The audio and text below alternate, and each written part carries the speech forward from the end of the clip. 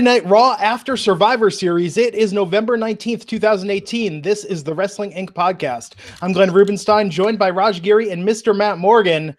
Oh, tonight's show. Matt, what did you think about this from Los Angeles? Third night in a row for the WWE.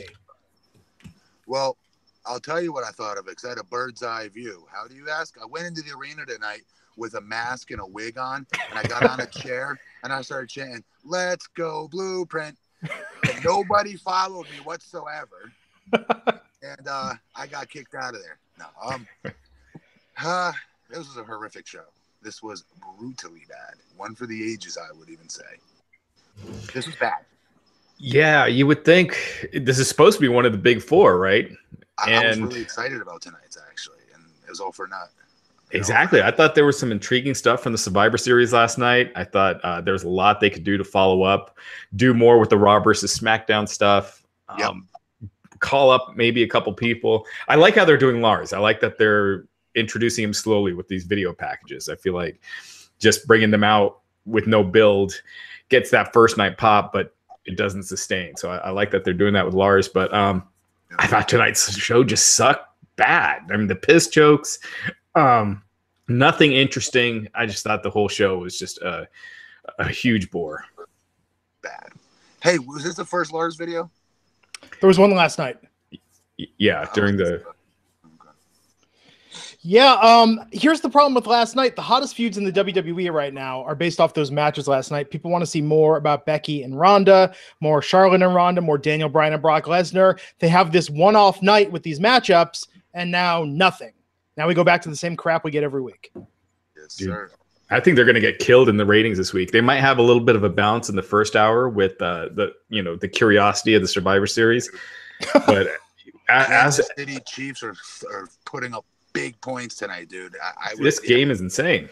Yes, it is, and I got myself Tyreek Hill on my fantasy team. See, I can't let Gurley score anymore because he's on the opposite team I'm against this week. Oh, yeah, it's close. Well, tonight they opened up from the Staples Center in Los Angeles. Baron Corbin bringing out Stephanie McMahon, talking about the stipulation for TLC. One of the conditions of that match is Baron Corbin has to beat Braun Strowman if he wants to keep his job as general manager of Raw or have any sort of authority whatsoever. Braun came out, talked about the match. He's gonna, if he wins the match, he gets his shot for the Universal title against Brock Lesnar at the Royal Rumble. And then that quickly turned into a six-man elimination match. Braun Strowman, Elias, and Finn Balor versus Baron Corbin, Drew McIntyre, and Bobby Lashley. And this was the first hour of the show. Yeah. So I think they think this is a bookend storyline, though. You know that, right? They think this is a main event storyline. I thought that beatdown was really effective, but to sit through a 45-minute match to have no finish, you could have done that in a 10-minute match. I mean, you're wasting all that time to not deliver at the end. They beat Finn again like he's nothing. Who was the other guy that got eliminated? It was Finn, Braun, and Elias. Elias. Yeah. Well, he was counted out, so that wasn't that bad. But, no one was – Finn was the only guy really beat in this match. It just went so long, and it just kind of set the tone for the meaningless stuff. But it was a pretty brutal beatdown, though. I will say that. Yeah. I mean, the ending, and so later in the night they said Braun Strowman, local medical facility with a shattered elbow. So I guess that's supposed to set up maybe the idea that he's not going to mop the floor with Baron Corbin at TLC. I guess. Do you guys remember I told you about a month ago he was telling me about he injured his elbow? Oh, right. Big Show had landed on it accidentally with one of his elbow drops or something like that. And he's been working with this hurt elbow, he told me, for like 6 or 8 months, something crazy like that. I was like, why don't they talk about it? Do you know what I mean? Like, why don't, because you're walking awkward, your legs look messed up, and your knees look a little messed up too, It'd help you sell something, And they just don't ever talk about it. I wondered if his elbow got worse, and I don't know. Yeah, I mean they're definitely planning for him to face Corbin at TLC, but that's still a month away. So maybe he's taking a few weeks off to get that. I mean, for that kind of a surgery with the elbow, I mean, if you need surgery, or is that something you could probably just rehab, or? Yeah, you need time off and you need to rehab it. It's like that brachialis muscle that connects like from your bicep to here. It's right in here. And when you strain it, it doesn't go away. It takes forever. You got to stay out of the gym. You can't really use your hand. You can use gripping strength for a long time. It sucks. Yeah. Huh. I don't know. We've seen him put in a trash compactor and come back a week later. So never know. Oh man, with this tonight, the ending was very brutal. It's interesting given how intense the women's matches have gotten lately that they had this in a men's match tonight. I mean, they were just bringing it to Braun with the stuff with the steps, the belt, him bleeding. I thought it was a very good ending, but man, I was fading in and out of this match. Weren't you guys? Yeah, because I wanted nothing but updates on Daniel Bryan, Brock Lesnar, or Becky, Charlotte, or Ronda. That's all I wanted tonight. I wanted something. Yeah. So honestly, anything could have came out there and I would have said it sucked. Yeah. You know? And it's just way too long. I mean, the whole first hour was that promo in this match. And it's like they were out of ideas. They just needed to kill time is what it really felt like. Well, and then after that, they had Seth Rollins come out, cut a promo talking about the situation with Dean Ambrose. Dean Ambrose responding to him. This became the running thing throughout the night. At least if they would have opened the show with this, I don't know, something a little more. But the big bombshell here was in Dean's response. He didn't outright say it correctly, but he implied that Roman Reigns' leukemia returning was somehow God punishing him for his actions in the Shield. Before we came on the air, fans that are watching, we usually try not to talk about the show. We try to go, okay, let's stop talking. Let's go live and get our real thoughts out. And we're throwing it out there. Both me and Glenn were like, geez, did we really hear, Dean really say that he's, putting this on God, and bringing Roman's real health situation into the story? And Raj was like, hey, don't forget. They talked about Eddie Guerrero after he passed away and how he's in hell. I was like, oh, okay, yeah. I guess that is par for the course with WWE, isn't it? Yeah, and using Reed Flair's, drug overdose. He passed away in that storyline with Charlotte. It's just sleazy as hell. I mean, it makes you feel uncomfortable, not in a good way. I don't know how they don't see that. Yeah, it's not like the crowd erupted and started booing. It was just awkward silence. It just came across, like I said, just came across as just sleazy. It just makes wrestling look bad when you're using stuff like that. And people on Twitter are using the thing like, oh, well, in movies they do stuff like that. It's like wrestling is not movies. These guys aren't doing media appearances using their real names. They're kind of their characters. They use their personas outside of wrestling. Wrestling and movies are two very different animals. You don't see Robert Downey Jr. doing interviews as Tony Stark. So, although I'd like to. That would be pretty cool, actually. But more importantly, where in a movie is somebody saying something with somebody's death like that? I mean, right. That happened in real life. I've never seen that. Yeah. I don't know. Like using a real life. Yeah, if they brought a real life. Let's be honest. What can be considered deadly, right? Right. A potentially deadly, ailment. I don't know. I'm not trying to be like prude or, but whatever you want to call the word, but I was very uncomfortable by it. You know what they do all the time? I will say this because I'm sure this is not in you guys' wheelhouse. If you ever watch the family dramas, I think, about the ones where it's about the family with the estrangement and the alcoholism and all the like emotional issues. I don't know why I kind of like these films. They're slogs. In those movies, there's always the turning point where the family member goes too far and saying like, well, that's why you got the cancer because you did this. You know? But they're using a scripted cancer. They're they not are, using a real life cancer. Yeah. But even then, that's always like, oh my God, pearl clutching. I can't believe they went there. Yeah. Wow, Raj. I mean, Glenn. Yeah. I'm just saying. So it's like, I don't know. I felt like with this, yes, and give it its real and guys, I don't know if you're seeing this on Twitter. Even the biggest Roman haters, nobody's even making jokes about the guy. He has like his approval levels right now are like Bush after 9/11. It's like everyone's like, thumbs up. He's our guy. Yeah. I remember that feeling, Seth. I remember that feeling too, what you're saying. Yeah. Yeah. So that's to have the most American pride I've ever felt in my life. Absolutely. We all came together as a nation. I don't think we're ever going to see a president with that kind of approval rating again. Probably not. So there was a game of cat and mouse as Dean Ambrose kept cutting promos from various places and backstage tonight while Rollins was looking for him. Dear God, this was so ridiculous. This was so stupid. What was stupider, this or what was more stupid? This or Braun Strowman running around chasing Kevin Owens? That kind of worked though, because they have that cartoony element to them, like especially KO does. Okay. It's kind of Tom and Jerry-ish. This just felt Seth, he just felt like a dweeb not being able to catch Dean the whole episode and looking for him. You know, I've said it before. I've said it many times. WWE doesn't know how to book baby faces as well as the heels. No, of course not.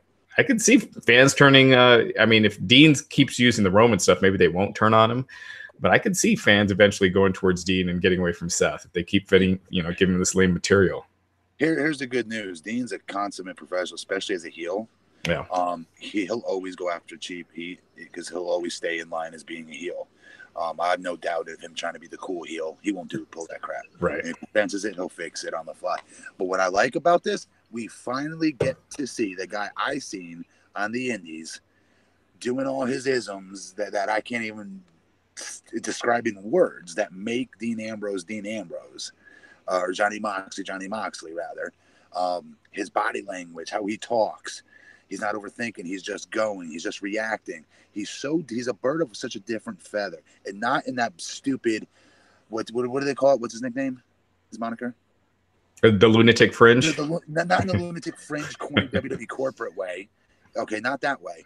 But in the Johnny Moxley way. Okay, that made him get over so much in his promos on the indie scene. I got that a little bit out of him at the very end of the show tonight. I thought. Yeah, I thought so too. Yeah. His body language, how he's moving, his facials, he's just so different. So I like this for him. Finally we're gonna get the most out of him. I've always felt he was by far the third of the three guys. When at first he was the one I said would be the biggest star of the three when he first debuted. Because of his promo ability. But where he's at right now is in a great spot, and this is where he's going to be able to show he's going to be able to hit his ceiling finally. I agree, because when he was a babyface and he was wearing the goofy cowboy hats and going and partying in Vegas, you remember that? That's just the corporate, yes. Yep.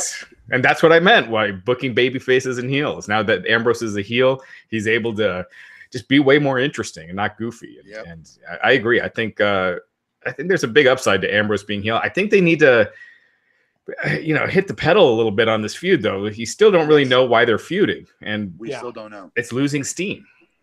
Although I did watch WWE special, and there's a lot of, I don't know if you caught it. Did you see the special on Dean Ambrose? The Chronicle thing? Yeah. Yeah, I haven't seen that yet. He answered the phone. And he got all pissed off. And it doesn't say who he answered the phone to. I assume it was WWE office. It could be Seth Rollins, that they have a brain. They should say it was him. And he's like, oh, now you finally call me? Now you care? And were we for 8 months? God, I'm free for 1 day. I think I have a week buffer zone before I got to work again. And now they're all over me, and I got to start the next day. Damn it. He's like wigging out over it. And it was pretty good. I liked the thing they did on him. But nonetheless, it didn't make him look like a baby face. I didn't feel sorry for him. I think he's really primed to be a good heel for them. I really, really do. But they've got to give us that reason, right? They got to give us that reason why he's doing this. And if not, then make it a hell of a lot more interesting than you're making it right now. That we've got to tune in and watch. I don't want to see slipping on a banana peel, chasing people backstage. I don't want to see dude hiding under a friggin', so-and-so, under a box and cutting promos. And I don't want to see that crap. Yeah. And this thing about the city smelling and the fans smell, it's just like, come on. I kind of liked it because it was different. I liked it in the ring when the microphone to his mouth and he was talking about it. I liked it then. I didn't like him coming out with it. Yeah, at first when he was saying it, I thought Seth was doing some juvenile thing backstage, putting something in his room or something like that, like manure or something. I mean, hell, they did piss jokes for 10 minutes earlier, so it wouldn't have been surprising. But yeah, I like that it was just Dean being weird and just kind of putting in little quirks like that. He's creative, so he is. Can't blame him for trying. So, right, yeah, it was something. So, want to take a moment, thank the sponsor of this episode. Perhaps you've been a babyface in the bedroom, but it's time for a heel turn. Got to get that juice. Got to get that drive. Got to change things up. Forget that sympathy. You got to just get that heat. How can you do that? Become the piston. Become the piston. BlueChew.com, baby. BlueChew. That's what's Duck that? One, watch the boner. Go ahead. BlueChew.com. That's blue like the color blue. You can hack your libido to increase your performance and get back that extra confidence in bed. BlueChew brings you the first chewable with the same FDA-approved active ingredients as Viagra and Cialis. You can take them anytime, and since they're chewable, they work up to twice as fast as a pill, and do they work. This is sexual performance practically on demand, so you can be ready whenever an opportunity arises. You've heard us all talk about it. High point of this podcast, some would say, others would say the most uncomfortable moment of this podcast. Mr. Matt Morgan, Raj Giri, and myself talking about our boners. But hey, no, you, not us. Let's correct that. Okay, Commissioner of Longwood. I've tried it. Raj has tried it. Our partners agree. It adds something extra where it counts. BlueChew is prescribed online and shipped straight to your door in a discreet package, so no in-person's doctor visit, no waiting in the pharmacy, and best of all, no more awkwardness beyond this ad read. They are made in the USA, and since BlueChew prepares and ships direct, they are cheaper than a pharmacy. And right now, we've got a special deal for our listeners. Visit BlueChew.com to get your first shipment for free when you use our special promo code INC. Just pay $5 shipping. Again, that's BLUE Chew.com, promo code INC to try it free. BlueChew, the better, cheaper, faster choice. We thank them for sponsoring the podcast. And, in a way, isn't it really like BlueChew is now the official sponsor of our sex lives? and I mean, everyone's talking about it. You hear about BlueChew everywhere, and all these people are trying it. It works. And we have not had one person that has listened to this, ordered BlueChew and complained or said that it didn't work for them. So, you especially if you're getting older or you just want to have a crazy date night, you got to give it a try. It works. Absolutely, it is a revolution in the bedroom. BlueChew.com, promo code INC. Try it for free. And we thank them for sponsoring the Wrestling Inc. podcast. Oh, Raw could have used some BlueChew tonight. Oh, gosh. Yes, desperately. Badly. Desperately. I think Vince is overcompensating with that genetic jackhammer thing. They're going to get killed by this game. Yes, they are against Monday Night Football every week, but not a game like this with two of the top teams. It's like 46-44 right now. Yep. It's just been crazy. Quarterbacks are both going crazy. Yeah. Yep. So we got Tamina and Nia Jax versus Bayley and Sasha. The dominance continues. Yeah. Especially for Nia. She's really, really working this punch thing. Mm-hmm. A lot of people, I want to talk about this in a second, Matt. What do you think about the controversy that a lot of people now are saying, she's getting rewarded for unsafe work? No, trust me. I guarantee you when this happened that she was the first one backstage begging for forgiveness. And, oh, my God, I'm so sorry. I can't believe that happened. My bad. Oh, my Lord. You know what I mean? And fans don't see that. I don't think she's being rewarded. I think this was, but look at the end all be all. This is the best situation Becky could have been put in, as crazy as that sounds. This guarantees her that Mania spot, in my opinion. It just does. They've made the turn of Charlotte. Okay. So now you're going to be having a babyface Becky, in my opinion. Yeah. You know what I mean? They just got to keep her doing what she's doing and talking smack, and we'll get into that, being her heel tendencies. But in a babyface man, she'll just get cheered for it. That's all. They just can't change anything about her. But it will turn her face when she works Charlotte or whoever it is in the meantime when she gets better. But this guarantees her a Mania spot. So Nia's not being rewarded. It's that Becky doesn't get dicked over. That's the real story here. Becky didn't get messed up. It answered that, do we do Charlotte at Mania or do we do Becky at Mania? This answered the question. And give us that answer to get Becky there finally. So for everybody that's Becky's fan, they should be happy. Becky herself, I know her, is happy, okay, because she's going to get this huge spot coming to her that she's worked her tail off for years to get to. I mean, so anybody that's a Becky fan, trust me, she's ecstatic about the position she's now put in. Yeah, I think that invasion spot last Monday, Becky with the broken face, did more for her than the Ronda match would have done had that gone as planned without the bleeding. 100%.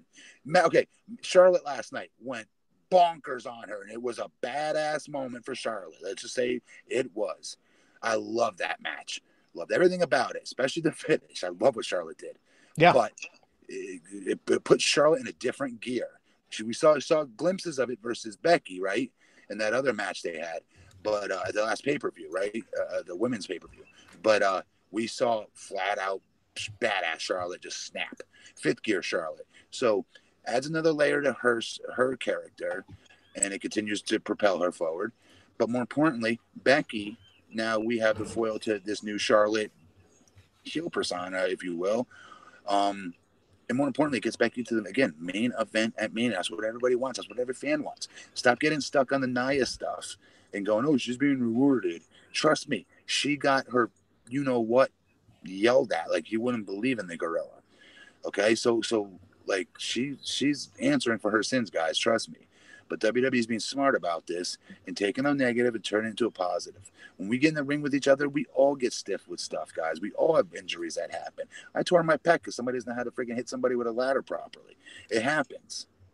You know, you trust me. That girl, I guarantee you, was the first one, like on her hands and knees going, oh my God, I am so sorry. I did not mean to do that. Because she's that much of a sweetheart in real life. Nia. Yeah, I think it actually would have been far worse for both Nia and the women's division, women's wrestling as a whole, if Nia had come out publicly apologizing to Becky. Oh, that would have been terrible.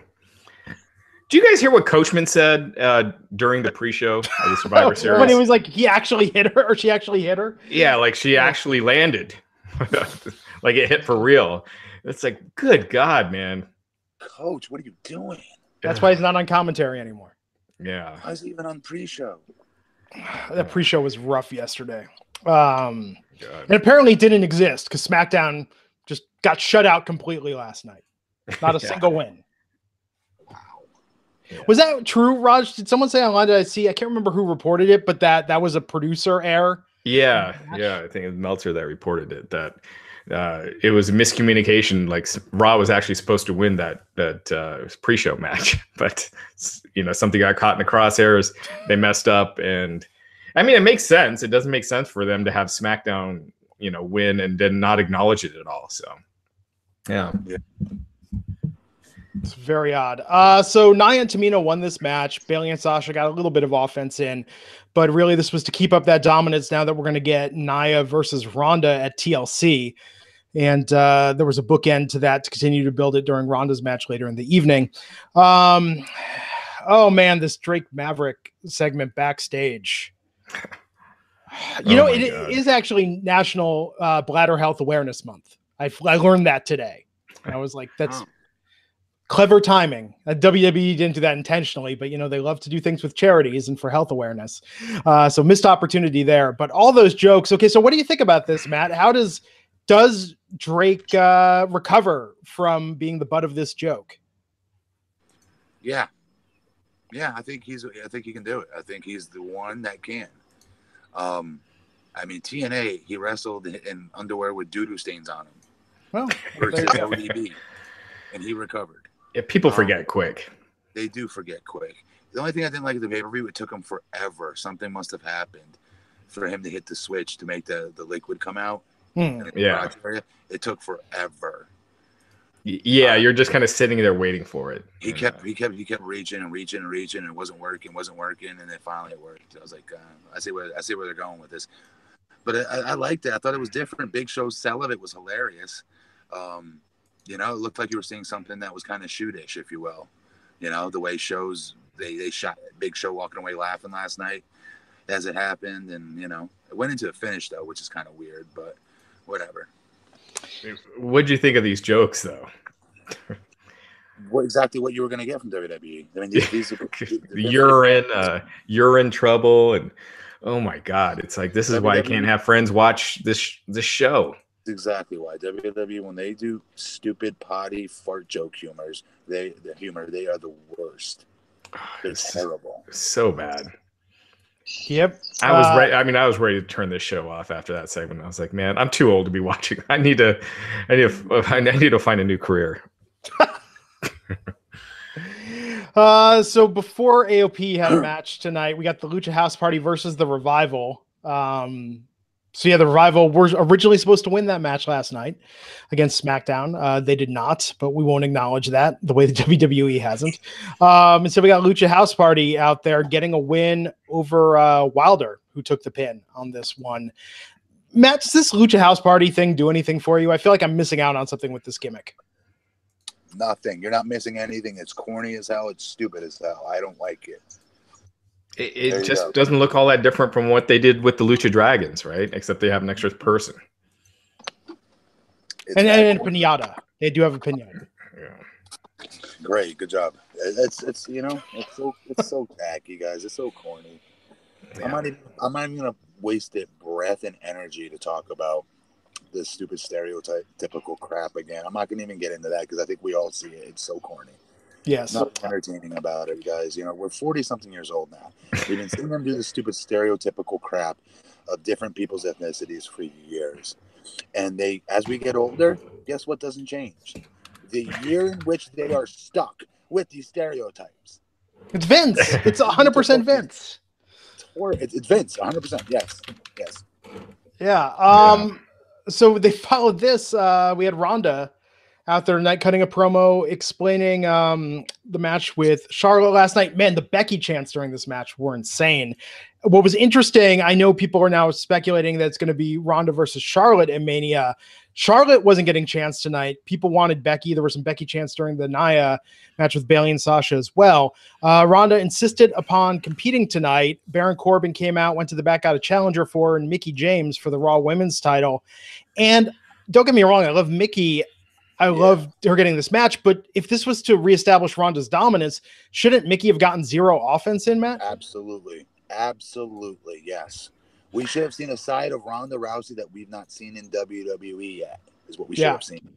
Yeah, I didn't mind it, though, because Ronda did get her ass kicked after the match, so she should be a little vulnerable, I guess. After last night with Charlotte, because, Charlotte put a beating on her.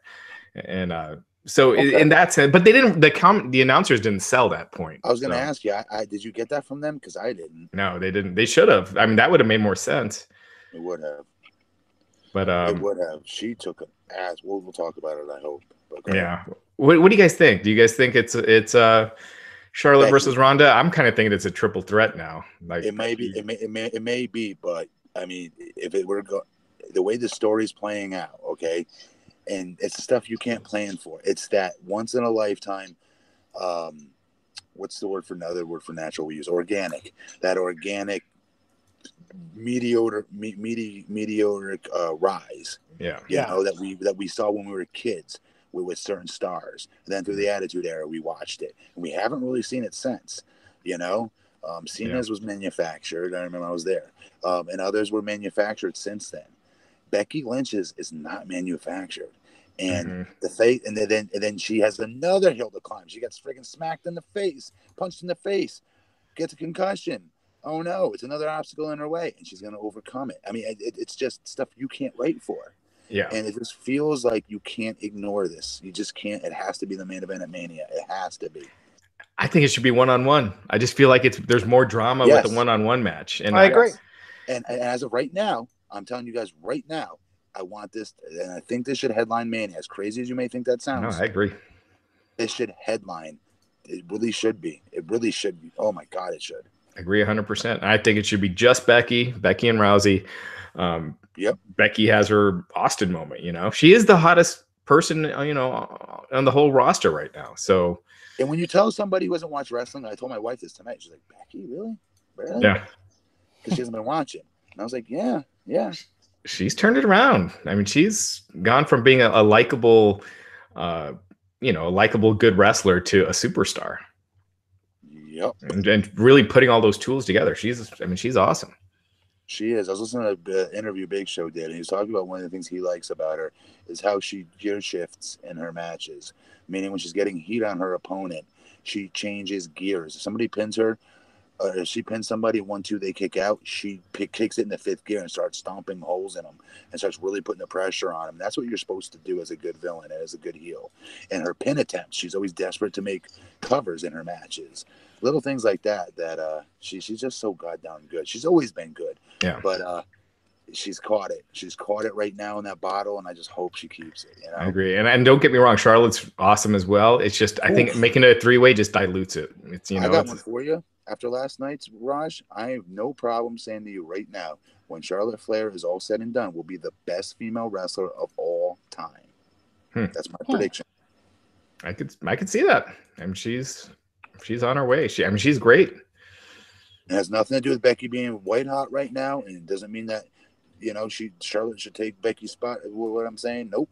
Becky versus Ronda, close main event WrestleMania. But Charlotte, I stick to that prediction, man. She's oof. Yeah, and you have maybe have Charlotte be the SmackDown Women's Champion, defending her title. Ronda wins the Rumble, is forced to vacate, wins the Rumble, challenges. Not Ronda, Becky wins the Rumble, challenges Rousey. I think that's the way to do it. Yeah. I think instead of going triple, depending on how Ronda versus Nia goes, they can make it a 4-way at Mania with Nia, Ronda, Becky, and Charlotte. If they're going to you dilute it even more. I'm not saying I want to see that, by the way. I want it to be Becky versus Ronda, but I could see their logic right now about all the moving pieces. I hope not. Dude, the internet fans would literally, their heads would literally implode, I think. They'd implode. Yeah. Because Nia being rewarded. Yeah. Yeah, I just think the draw, if you had Austin beating Shawn Michaels and Triple H in a triple threat, it's just not the same as Austin beating Michaels for the title. No, I agree. It's not. Yep. So Ronda made Mickey tap out tonight. Somewhat competitive match, but the timing of it. I want them to really reestablish Ronda. Ronda Nia, I hope that's a good match at TLC. I think it has potential. What did you guys think about last night when she was walking up the aisleway and LA was booing her, and that's her hometown. You deserve it. Like, no offense, fans, say whatever you want. I get it. But she's not your normal celebrity wrestling, guys. She's good. Think and say whatever you want about that woman. She sucks on the promo, fine. But her matches, dude, her selling, her facials, her body language, everything. Ronda was hitting it out of the ballpark in that match. She was killing it in that match. And she took a legit ass whipping. Mm-hmm. Okay? Celebrities don't do that. That's not in their contracts. Trust me. Well, unless they're David Arquette. But you hear what I'm saying. She just put a 5-star match on. I wonder if it's because she made fun of Becky on Twitter, and that kind of got the fans. What'd she say on Twitter? Oh, her Twitter game is so weak. I don't watch it. What'd she say? I know Becky's is great. Becky's is great, but Ronda's She said, like the minute you get hit for real, your face implodes, and and then went along those lines, and they've been jawing back and forth, and then she's cutting that millennial man stuff. Today, telling her she has penis envy. Yeah. The millennial man, I could see people getting annoyed with that. That's a very heelish thing to do. You're insulting a decent chunk of the age group that's at these events are millennials. Yeah, but they are fun to make. They are fun to make fun of. But get her some writers for her Twitter feed. Like, she can't be this whack on Twitter. Yeah. Unless that's the point. Unless she's trying to be the heel and trying not to be the. She wouldn't apologize after last night's ass whipping when she looked to the fans and said, "I'm sorry." Mm-hmm. She said that last night, and they all started booing her anyway. Yeah, that's surprising because again, that's her hometown. I didn't like that. To me, I don't like. I like the fans. I like when they have natural reactions. I do. I like the guttural reactions. This didn't. I don't know. Seems smarky. Yeah, it ruined it for me a little bit, but whatever. But it's weird though. Like, Nia's Twitter has been really good since the incident. She's been playing it up. I don't know. I just with Ronda, if that's going to be a big part of this feud and how they keep it going, like, Ronda's not going to be cool if her social media keeps going this way. Nia and Ronda had a little bit of a face-off when Ronda came back up the ramp. And then we had the Authors of Pain versus Bobby Roode and Chad Gable, and cue the AOPP chants during this match. Ugh. And the standard formula, you have the other guys win. This sets up, they're going to be probably facing each other in singles matches for the next few weeks. So that's your tag team feud. Yep. There's not much more to say about it. Yep. Gable and Roode won this match. Gable got the roll up on Akam. for the pin, and now they're going to get a shot at the title. So I'm sure that'll happen at TLC. I don't understand. Maybe. Really quick, I don't even want to talk about this because it's a tag division. But how, after a big win like that against Sheamus and Cesaro, do they lose to Rude and Gable? That's just how they do it. That's how they always introduce the new contenders, right? They beat the champions. They did. I think they've done it pretty much every tag team feud. The other team always gets the win. I know, but this is the one team I thought they were finally getting it. Yeah, like protecting them a little. At least you have one dominant team. Yeah, I thought that's what we were going to see, but apparently not. Not when your manager's pissing himself. It doesn't hurt them. It still kind of does, though. Matt, come on. If you were tagging with a partner... If Andre the Giant, his manager, pissed himself, I don't know. It kind of reflects badly on him. Listen, if they didn't make all the stupid jokes about it tonight, I don't think it would have been a big of a deal. I really don't.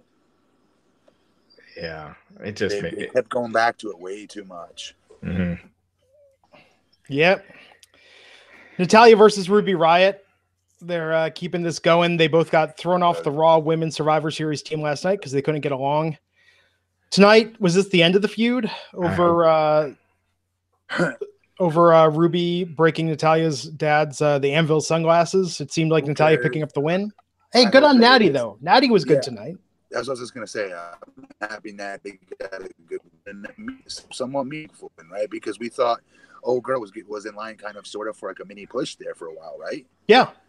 Yeah. Ruby Riott.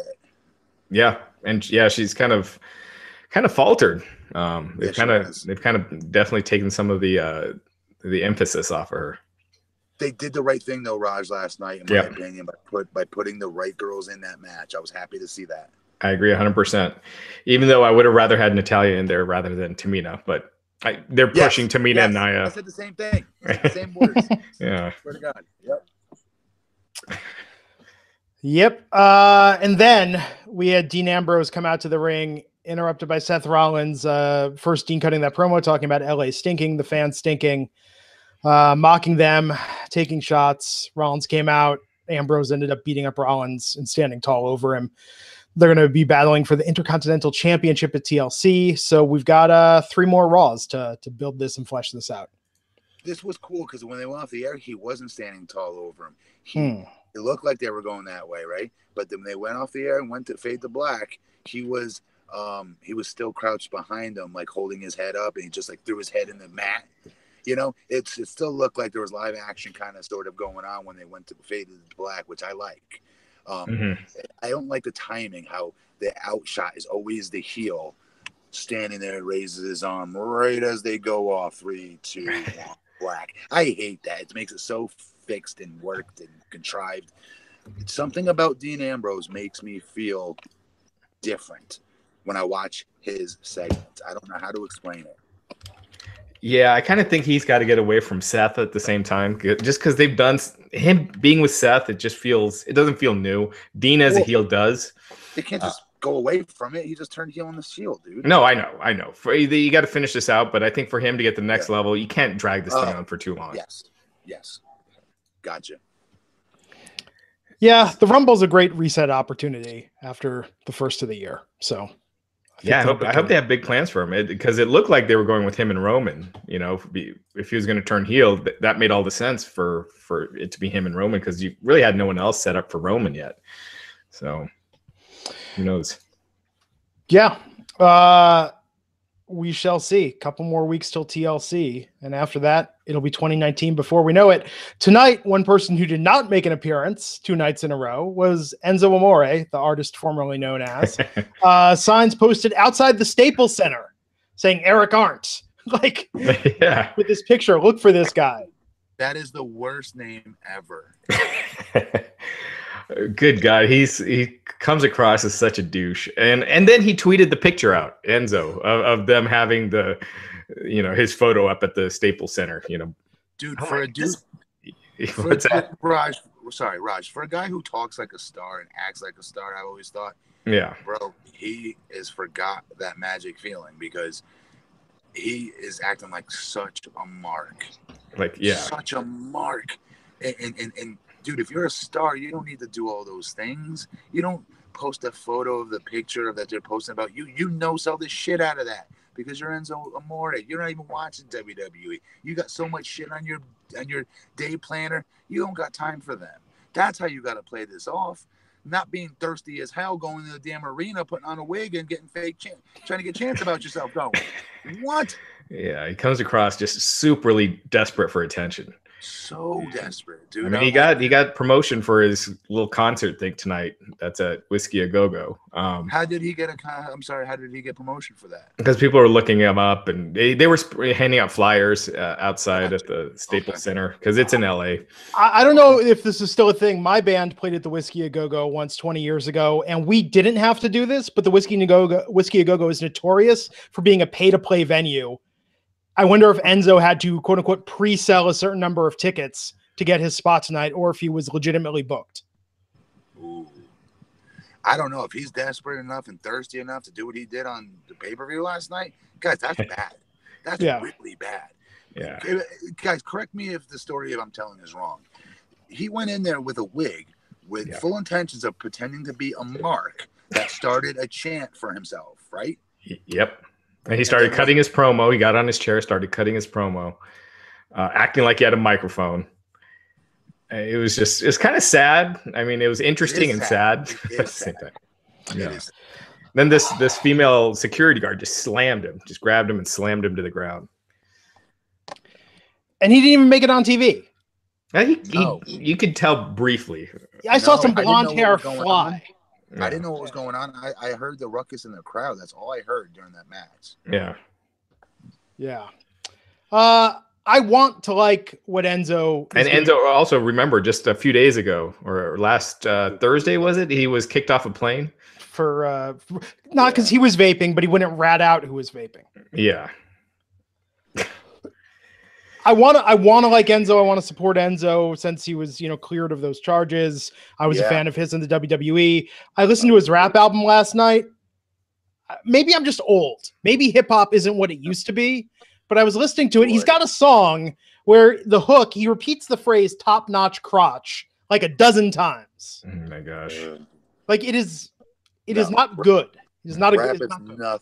Rap is not even close to what it once used to be. 98 to about good 2002-ish, I'd say.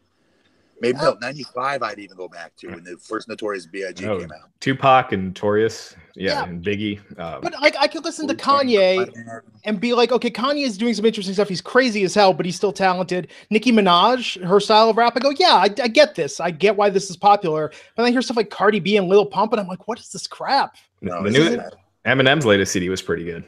Yeah. But with Enzo, it's just there's that song about Liv Morgan on there that was kind of interesting. Why Liv Morgan? Well, they were together. He cheated on her, broke up, and I asked Raj last night what was the bigger opportunity that Enzo blew, the relationship with Liv or the relationship with the WWE?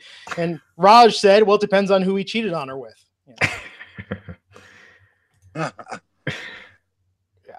I don't know. Why is Liv Morgan a big deal? Like, who cares? No offense. I mean, I'm just saying. WWE obviously is the bigger missed opportunity. Are you kidding me? Yeah. I'm saying look at Enzo and look at Liv, and it's just like, I don't know that you can do better than that. I guess she does it for you. I guess she makes you want to take blue chews. Hey, that's why she has the blue tongue. No, I think I want Enzo to have a comeback more than anyone. And I know he doesn't want to wrestle, but if he went to Impact, actually, if Enzo and Cass went to Impact right now, that'd be a win-win for both sides, I think. Had Enzo not done this. It depends if they can control him, if he's not off his rocker. Which TNA shows they can't do. Yeah. They can't control talents. No, I remember when they brought in Scott Hall and X-Pac, and X-Pac wasn't bad during that run, but Hall was missing shows, and I'm a big Scott Hall fan. But he had his issues, and they still brought him in. Brought Alberto El Patron each time. Alberto, yep. Yeah. Jeff Hardy when he was going through a rough period. So. Yep. Yeah. They don't know how to be the bad guy to the Stars. They don't know how to be the bad guy. Yeah. Yeah, I don't think this hip hop career and his antics are the comeback for him. I don't think that's going to get him back in the spotlight in a positive way. And it's not currently, right? I mean, tonight, look, if he was showing up again, this was boring ass Raw. Would have livened things up at least a little bit on social media. Yeah. Yeah. They're going to get crushed. This game is, oh my gosh, it's like 54-51 right now. Yes. So Rams just got an interception too. God, there's so many turnovers in this game. It's nuts. Actually, Matt, as a former WWE talent, let me ask you about this. So when you go to a wrestling show as a former talent, the protocol is usually you call the back office, you say, hey, I want to stop by and check out the show. They comp you. They know you're there. Like, you just don't show up and sit in the front. Well, you could. Me, Mark, Jinjack, when we got our releases, we went to a SmackDown, and they wouldn't let us in because we were doing this show called the Mark and Matt Live Show, and it was like a shoot. Like, we would shit all over WWE. We were so young and immature and stupid. I was doing my addiction days, so I was like high on pills half the time. Honestly, still I hadn't gotten sober yet, and not blaming it on that, but we just talked a shit ton of smack, and we were going to show up to SmackDown. We were going to, we were claiming we were going to film parts of it. We had Orton leave us tickets. He had just gotten drafted over to SmackDown. Ray couldn't wait to watch what was going to happen because we had front row seats, and we were going to cause a ruckus. Thank God we didn't get in, because I'd be looking back at myself going, God damn, could you be any thirstier? F WWE. They didn't re-sign you. You're supposed to go somewhere else and shove it up there, you know what, and prove them wrong. And I did that when I went to Impact. If I went there and did what I was going to do, I'd be no better than Enzo. Yeah. But what you said is true. Yeah, you don't have to tell them you're going to the show, though, Glenn. But you generally call them to get those tickets, so they do know you're coming, and they tell everybody. And you go backstage, you say hi to everybody, and then go out to your seat. And they usually put you on the hard camera side. Like, they'll put the wives and everyone. They usually got the front row or the front few rows on the hard camera side. Dude, Orton got his front row seats and the hard camera side, like facing the hard camera. They would have been fucking tremendous or whatever. Orton really gave 0 Fs back then when he was shaking hands. He was gassing us up. He was gassing us up all day. The day before. That's funny. You won't do this. You won't do that. You won't do this. That's kind of awesome. That's great. Yeah, clearly no one did that with Enzo in this situation, but I love that story, Matt. That's good. No, I think with calling them, I think it's just sort of a matter of respect that you're saying, hey, it would be great to come out and see everyone, but it kind of says, like, I'm going to observe the show. I think it would be cool. I'm not going there to make this all about me or draw the spotlight away from what's going on. Oh, yeah, they do it all the time. I mean, there was the boogeyman at one of the shows I went to in Denver, and he was wearing a mask in the front row. And I talked to him for a little bit. But Crystal Marshall, you see Dana Warrior, always, there's tons of wrestlers at these Raw tape, or ex-talent or wives and stuff like that. So I just keep them on the hard cam side. Yeah, and you don't get up and start doing your promo, your entrance. No, nothing is more disrespectful to the boys and girls in that locker room than that. Nothing. Yeah. I would think if Enzo asked for tickets, though, they probably wouldn't give it to him. I don't know. Yeah. I don't know. That's a good one. I don't know. Yeah, he just has that enough, maybe.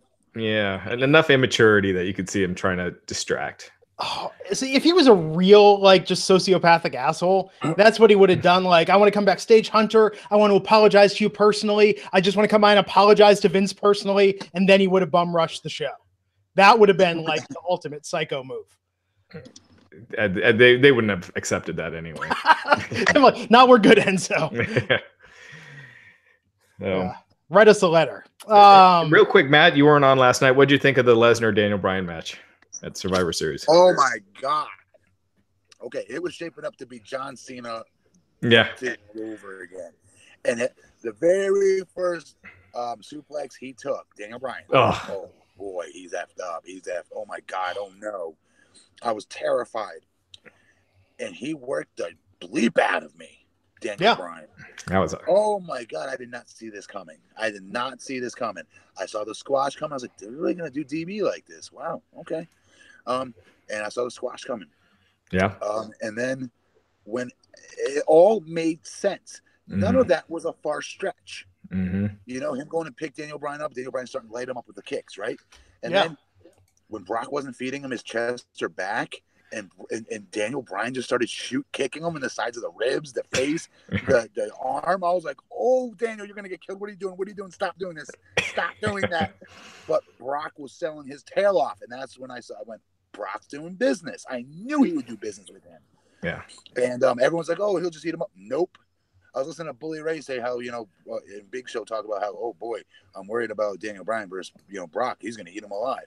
Nope. Brock, when he sees an opportunity to make money, will sell. And he sold his tail off in that match, I thought. Yeah, that match was awesome. It was so well done. I thought it was very well done. I don't care what anybody thinks. I love that match because it hooked me. It hooked the hell out of me. I'll admit it. That's where Mustafa Ali and Buddy Murphy, they had did tons of impressive stuff, but I still like the Daniel Bryan Brock match better. Yes, I did like the Brock Daniel Bryan match, but I've got to say, before that 205 Live match started, I said, wow, this is an opportunity for 205 Live to reclaim something on the map and get significant again, maybe show the fans maybe they're missing out on something, because that's what they showed me. That match was incredible. I love that match. And it wasn't just flip flop and fly, okay, because of Buddy Murphy storytelling about his strength and size being the difference maker. And they kept going back to that part of the story. No matter what flip flop and flying was happening, it still made sense story wise. And they really stepped the F up on a crowded card of awesome matches. It's awesome storytelling last night. I loved last night. Yeah, I thought it was really I watched good it this morning, but I really did. I really dug it. Yeah, it was weird to do the clean sweep. We'll see where it goes. I don't know if it's leading to Shane McMahon heel turn, like he takes it out on the roster. The match quality, I'm saying, I loved it. I love the match qualities. I agree. I mean, what about, and Rousey was. Sorry, what about Seth Rollins' match? People just sleep on that. I thought that was one of Nakamura's best pay-per-view matches in a long time. Ooh, boy, was it ever. Those false finishes were some of the best I've seen in a while. Mm-hmm. Well, it was a good show. Loved it. And then obviously Ronda versus Charlotte. That is my favorite match so far this year. I know that's a mouthful, but that so far for me awesome. Is my favorite match of the year. I'm not saying it's the best. I'm saying it's my favorite. I will say it's my favorite match that ended in a DQ. Yes. I didn't mind the DQ here. Yeah, same here. 2 new layers to Charlotte. She skipped a layer. I liked it. This is something we need to see out of her. We have a legit mean streak, not an acting mean streak, which is acting heel and pretending to be a villain. Okay, this was a straight up mean streak we saw in her last night. She looked freaking unhinged. Like that look in her eye. Well, we've been saying this forever that she's better as a heel, and she's been hampered as a babyface, and you see it. Definitely. But it took that fail. I don't want to call it a failed experiment, her first time as a heel, but it took those failures on the mic. Remember in the middle of the ring and her in-ring promos when she first got called up and she was a heel, if you remember. Mm-hmm. Remember? We're like, what are they doing with her? Come on, she's better than this. What are they doing with her? And I think it took those failed experiments, those failed repetitions. Okay, then she started feeling herself out as a baby face, and then the whole time you're like, everyone could see it, right? Going, oh, wait till they turn her heel, she'll be on fire. Mm-hmm.